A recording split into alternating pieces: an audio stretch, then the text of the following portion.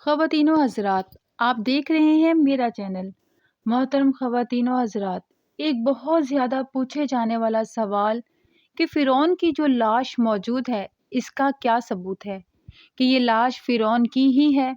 تو میرے محترم عزیزو، 1891 سے پہلے اس دنیا کا کوئی انسان نہیں جانتا تھا کہ خدائی کا دعویٰ کرنے والے فرعونوں کی لاشوں کا کیا ہوا تھا یا ان کے واقعات کہاں ہیں، ان کے واقعات دنیا میں موجود ہیں یا پھر نہیں۔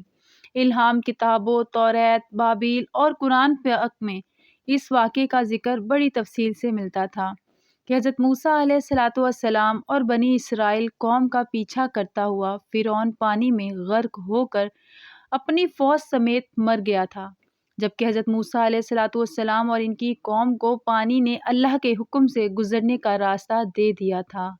اس کے بعد اس کا کیا ہوا تھا، اس بارے میں بابیل اور توریت خاموش رہ کر قرآن پاک میں اس کے انجام کے بارے میں ایک بہت ہی عجیب بات کہی گئی تھی کہ جس کی کسی کو سمجھ نہیں تھی کہ اس کا مطلب کیا ہے۔ خود مسلمان نے اس بات کو پڑھ کر آگے گزر جایا کرتے تھے، یہ سمجھے بغیر کہ کس بات کی طرف اشارہ ہے۔ سورہ یونس میں فرعون کے مرنے کے بعد اس کا انجام کچھ اس طرح فرمایا گیا تھا: بس ہم تیرے بدن کو سمندر سے نکال کر محفوظ کر لیں گے تاکہ تو بعد میں آنے والوں کے لیے عبرت بن جائے۔ یہ واقعہ آج سے 3500 سال پہلے پیش آیا تھا۔ فرعون کے ٹوٹ مرنے کے بعد سمندر نے اس کی لاش کو اللہ کے حکم سے باہر پھینک دیا تھا، جبکہ باقی لشکر کا کوئی نام و نشاندہ نہیں رہا۔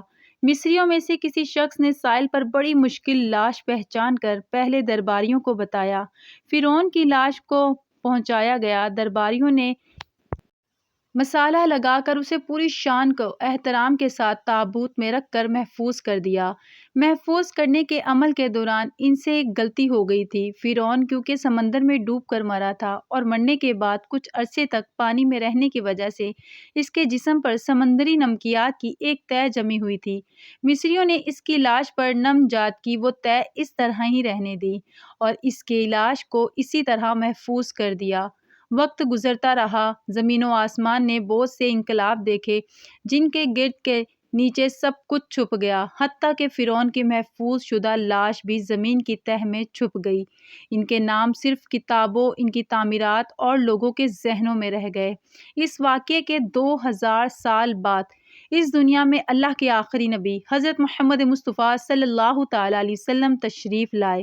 ان پر نازل ہونے والے آخری کتاب میں فرعون کے قصے بڑی تفصیل کے ساتھ بیان کیے گئے تھے اور اسی سلسلے میں اس فرعون کا جسم محفوظ کرنے کی آیت بھی نازل ہوئی تھی، جس کی سچائی پر سب اہل ایمان کا یقین تو تھا ہی، وہ سمجھنے سے قاصر تھے کہ اس خدائی کا دعویٰ کرنے والے کی لاش کہاں محفوظ کی گئی اور کیسے اس عبرت کا نشان بنایا گیا۔ 1871 میں مصر کے ایک شہر الغرانیہ سے تعلق رکھنے والے غریب اور معمولی چور احمد عبد الرسول کو فرعون کی محفوظ شدہ لاشوں کی طرف جانے والے خفیہ راستے تک رسائی مل گئی۔ احمد عبد الرسول سونا چوری کر کر بیچا کرتا تھا۔ ایک دن وہ دریائے نیل کے کنارے کے قریب تبسیہ کے مقام پر اسی سلسلے میں پھر رہا تھا جب اسے ایک خفیہ راستے کا پتہ چلا۔ وہ سونا چوری کرنے کے لیے جگہ کھود رہا تھا کہ اسی دوران اسے کچھ لوگوں نے پکڑ لیا اور پولیس کے حوالے کر دیا۔ وہ جس جگہ کھود رہا تھا وہاں سے ملنے والے راستے کی جانب جب مسلسل کھدائی کی گئی تو 1891 کو دوسری ممنوع کے ساتھ کسی غرق ہونے والے فرعون کی لاش بھی مل گئی۔ اس کے کفن پر سینے کے مقام پر اس کا نام لکھا ہوا تھا۔ ان مومیوں کو ماہرین قاہرہ لے گئے۔ جب ان مومیوں کو تفصیل سے جائزہ لیا گیا تو فرعون والی ممی پر جمی نمکیات کی وجہ سے تصدیق ہو گئی کہ یہ وہی فرعون ہے جسے اللہ نے پانی میں غرق کر کے انجام سے ہمکار کیا تھا۔ یہ بہت بڑا واقعہ تھا۔ اس کی تصدیق کے لیے دنیا بھر کے ماہرین آثار قدیمہ اور دنیا بھر کے سائنسدانوں نے تصدیق کر دی کہ اس نے سب لاشوں کی نسبت صرف فرعون کی لاش پر ہی سمندری نمکیات کی تہہ جمی ہوئی تھی۔ اس تصدیق کے بعد اسے فرعون کی لاش قرار دے کر عجائب گھر میں محفوظ کر دیا گیا۔ 1982 میں فرعون کی ممی خراب ہونے لگی تو اس وقت کی مصری حکومت نے فرانس کی حکومت کو درخواست کی کہ فرعون کی ممی کو خراب ہونے سے بچایا جائے، نیز جدید سائنس ذرائع سے اس کی موت کی وجہ بھی معلوم کی جائے۔ چنانچہ مصری اور فرانسی حکومت نے مل کر ممی کو فرانس لے جانے کا انتظام کیا۔ جب فرعون کی لاش کو فرانس پہنچایا گیا تو ایئرپورٹ پر اس دوران کے فرانسی صدر بذات خود حکومت کے اعلیٰ عہدیداروں، تمام وزیر اعظم، فوج کے افسران کے ساتھ استقبال کے لیے موجود تھے۔ فرعون کی لاش کا استقبال کسی عظیم زندہ بادشاہ کی طرح کیا گیا۔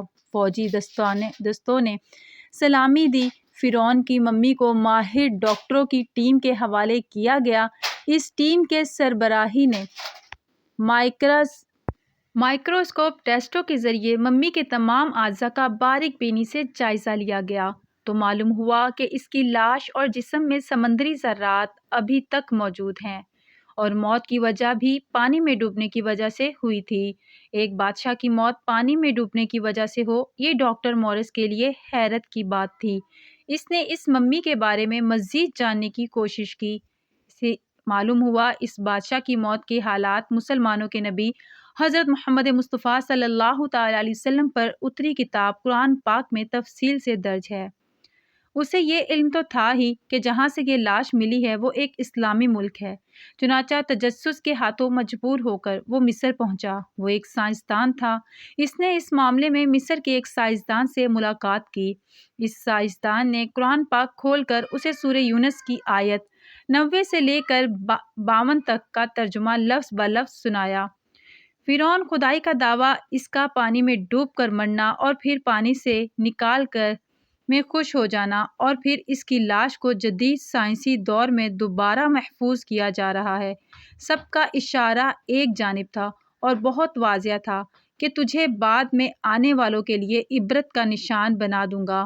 فرعون کی لاش اسے محفوظ کر کے دنیا کے سامنے لا کر رکھ دی گئی، انٹرنیٹ کی ایک ٹی وی چینلز پر اور انسانوں کی آنکھوں کے سامنے قابل ترس حالت میں موجود ہے۔ عبرت کے لیے، سوچنے کے لیے، عبادت کے لائق اور ہمیشہ رہنے والا وہی ہے جو سب کا خالق اور رازق ہے۔ ڈاکٹر مورس نے آیت کا ترجمہ سنا تو اسی وقت بول اٹھا کہ اللہ سچا ہے، قرآن سچا ہے اور اللہ کا نبی حضرت محمد مصطفیٰ صلی اللہ تعالیٰ علیہ وسلم سچے ہیں۔ کلمہ پڑھا اور مسلمان ہو گیا۔ محترم خواتین و حضرات، امید کرتی ہوں کہ ویڈیو آپ لوگوں کو پسند آئی ہوگی۔ مزید ایسی ویڈیوز دیکھنے کے لیے ہمارے چینل کو سبسکرائب کریں اور دین کی تازہ ترین اپڈیٹس کے لیے چینل پر موجودہ گھنٹی کے بٹن کو دبا دیں تاکہ ہماری ہر نئی آنے والی ویڈیوز سب سے پہلے آپ تک پہنچ سکے۔ جزاکم اللہ خیرہ۔ کمنٹ میں اللہ کے 99 ناموں سے ایک